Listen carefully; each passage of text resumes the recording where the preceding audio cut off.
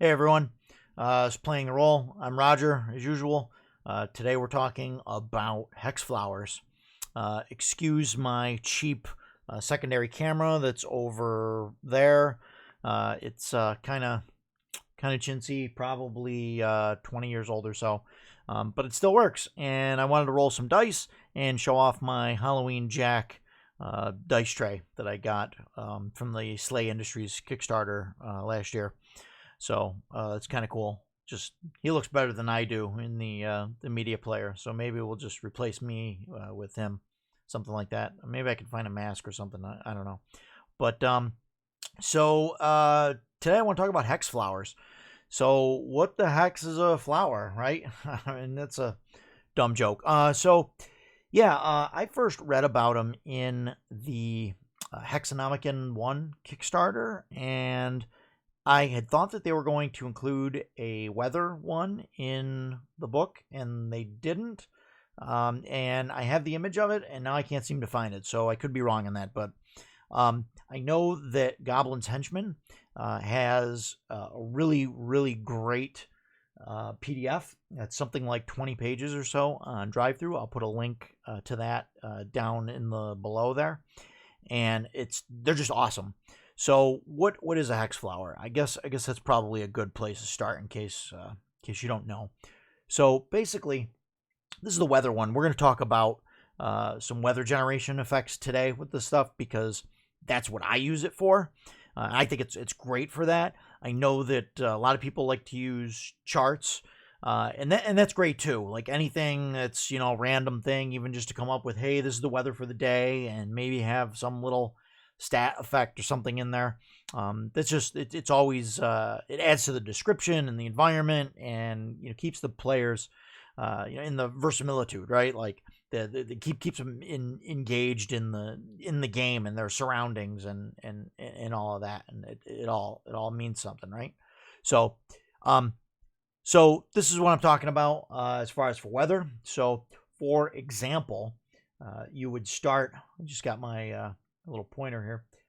You'd start here in the middle, so you'd have a day that's partly sunny, a little bit of rain, right, light rain, and then you'd roll a d6. And what happens, or you roll 2d6, and you move based on what it shows over here on these charts. So 12 would go up, 6 or 7 would go down, 10 or 11 would go to the upper left, 2 and 3 to the upper right, 8, 9 to the lower left, 4 and 5 to the right. And here's the trend. The trend is to move down and slightly to the left.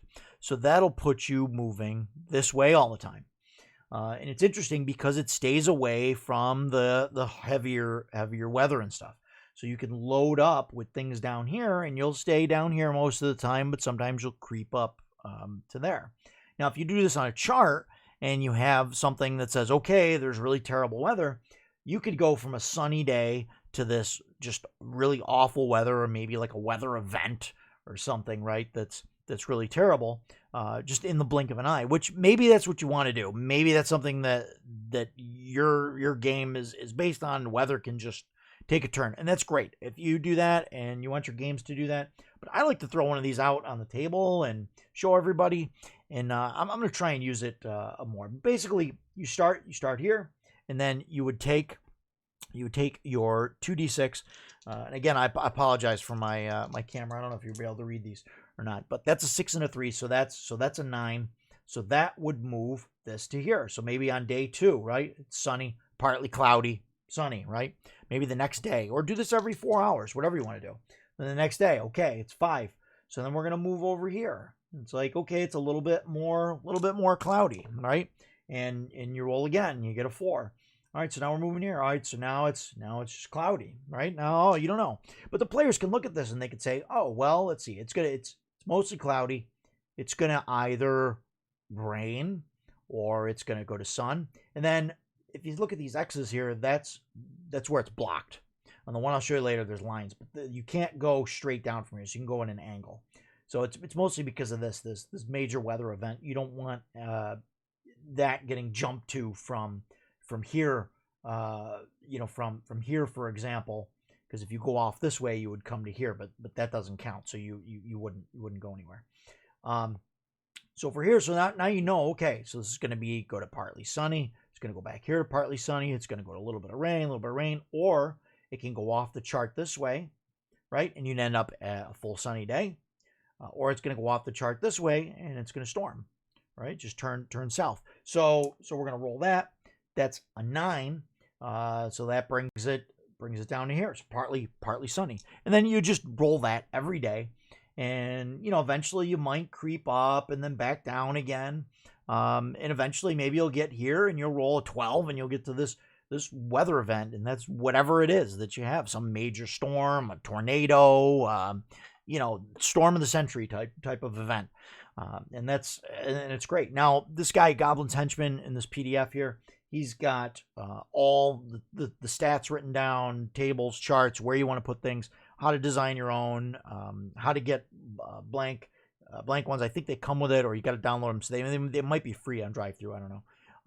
I'll put whatever information that I can down below. But it's just great. I really recommend picking it up. Now, so that's 2d6. Okay, and there's a lot of stuff out there on the math with the 2d6.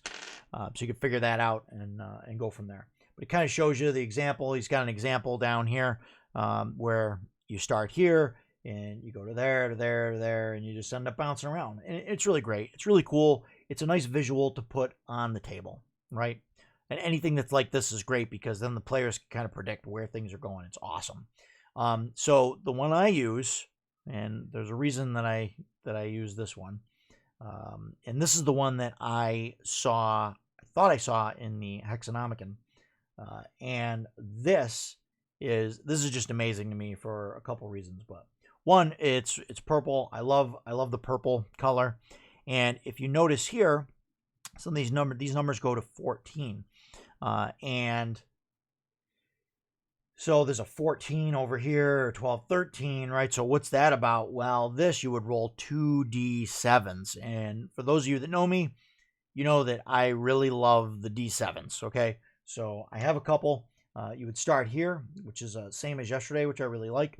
And then you've got these lines here. So this line can't be passed.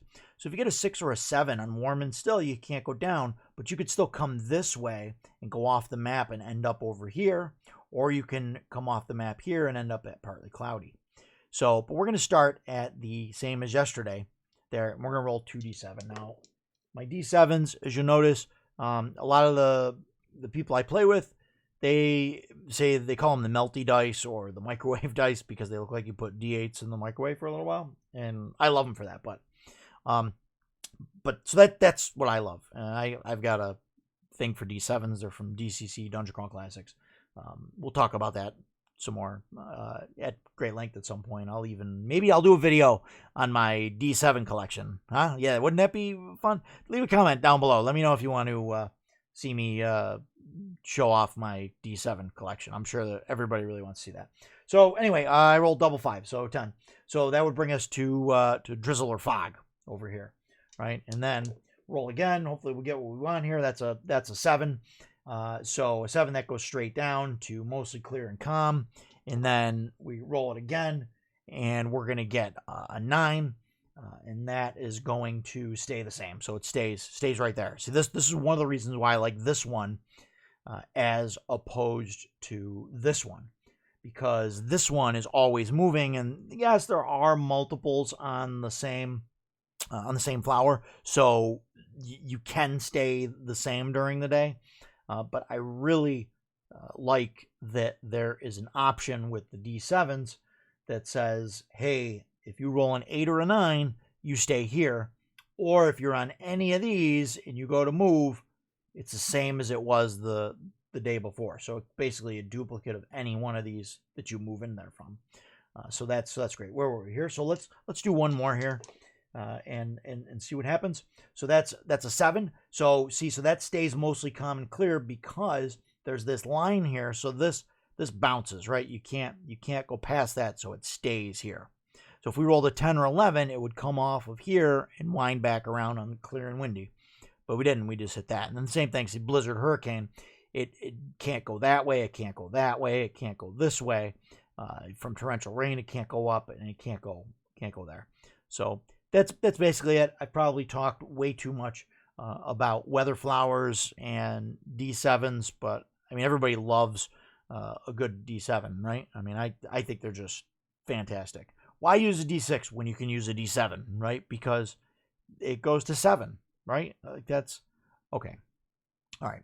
I'll shut up about the D7s. I'll put a link down below to this PDF. This one you can search up. I think if you just search for D7 weather flower, it'll come up in an image. And I will leave a link to Goblin's Henchman drive-through down below, and I recommend that you pick it up. So thanks. I'm out. Again, I'm gonna roll the D7s before I leave here again, just to see what happens, because I love them. That's a 7 and 3. So that's 10. So we'd move this way. Drizzle and fog. I'm gonna sit here and play with my D7s. In the meantime, you guys enjoy yourselves and have a great night. And we'll see you on the next one.